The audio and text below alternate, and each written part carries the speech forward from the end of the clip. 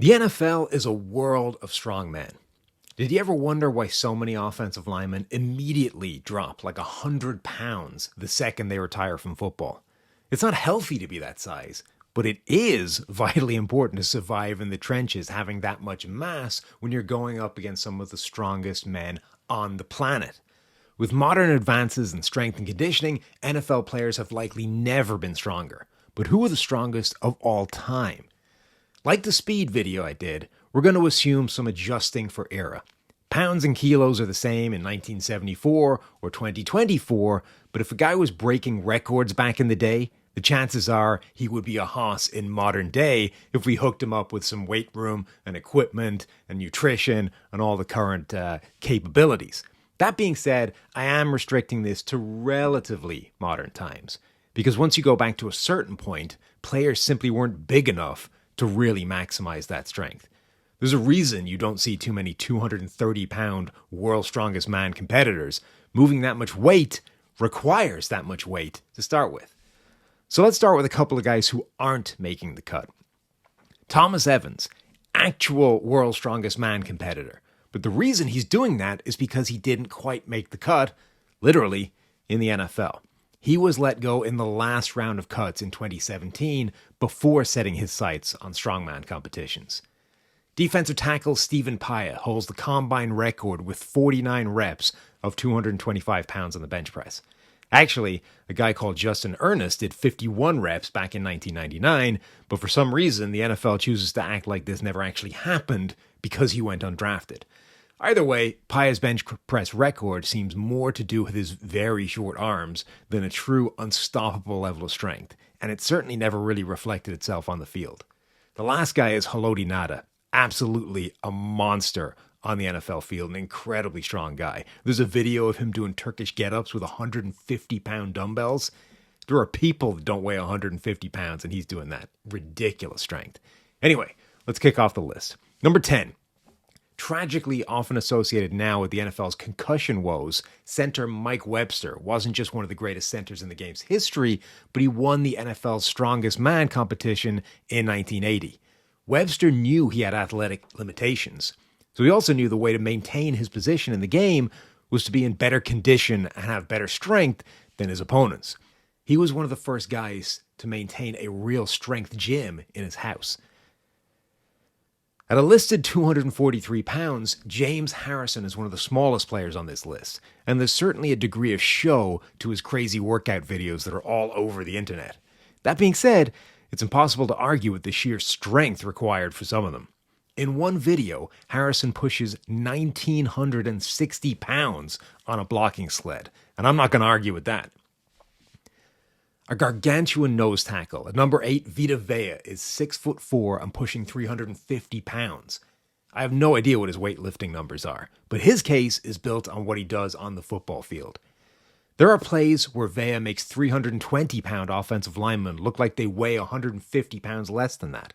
He can just ragdoll and toss aside other giant, strong humans in a way that very few people on this planet can. If he could do it more consistently, he would be one of the best players to ever play the game. A number 7 is John Hannah. When a player is nicknamed Hamhocks in college, you know he's bringing some size and strength to the table.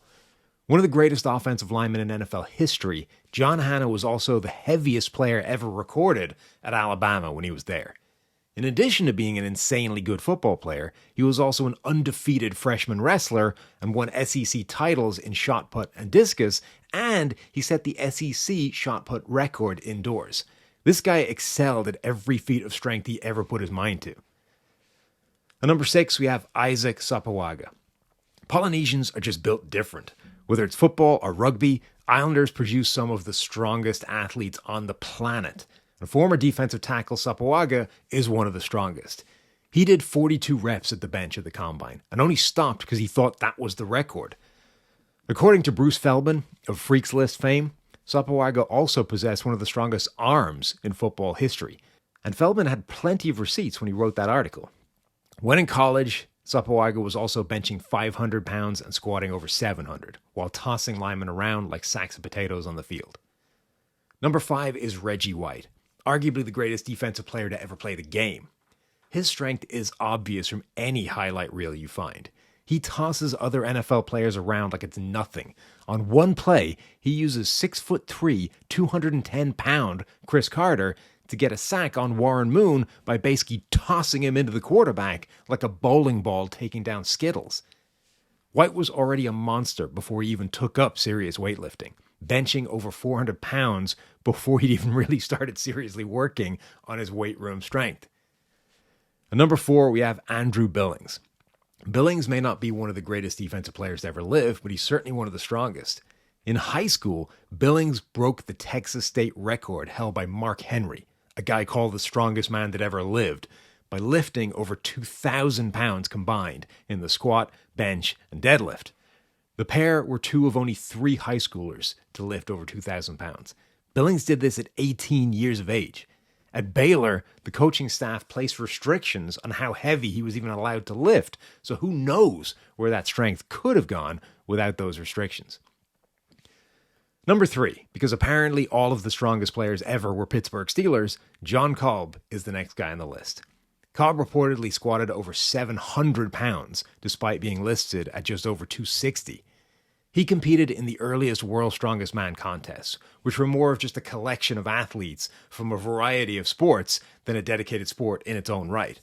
Cobb, in his free time in the NFL offseason, finished 4th in back-to-back World's Strongest Man competitions, and he only finished behind way bigger powerlifters and weightlifters. He also won the NFL's Strongest Man in Football before retiring after 13 seasons in the league. At number 2, Terry Long.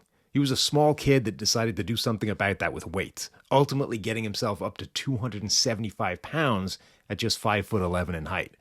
Another former Steeler, Long competed in 1 official powerlifting meet, and the numbers he put up, particularly for the time, were insane. Reports differ a little bit, but he lifted at least a combined 2,149 pounds in those 3 events we talked about earlier. That's more than 100 above what Billings did to set that state record almost 40 years later. Long was eventually pumped for steroids, but you can't deny those things worked for him. But number 1, the strongest dude to ever walk on an NFL field is Dallas Cowboys guard, Hall of Famer Larry Allen. Allen's strength was legendary, and it's obvious from his tape. In the weight room, he was doing crazy things. There's a video of him in the Dallas weight room doing sets on the bench press at 635, 675, and then 705 pounds, all in just a t-shirt and gym shorts.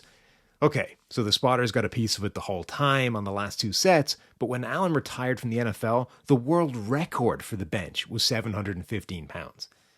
At the Pro Bowl skills competition in 2006, Allen cranked out 43 reps on the bench. There was 8 more than anybody else, and it demoralized the rest of the field. Shawn Rogers basically quit on the stool rather than try and match Larry Allen.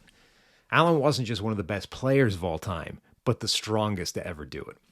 If you like this video, give it a like, hit the subscribe button, and check out the rest of the videos all on this channel, as well as telling me in the comments of this one, who did I miss? Who should be on this list of the top 10 strongest players of all time? Until next time, take it easy.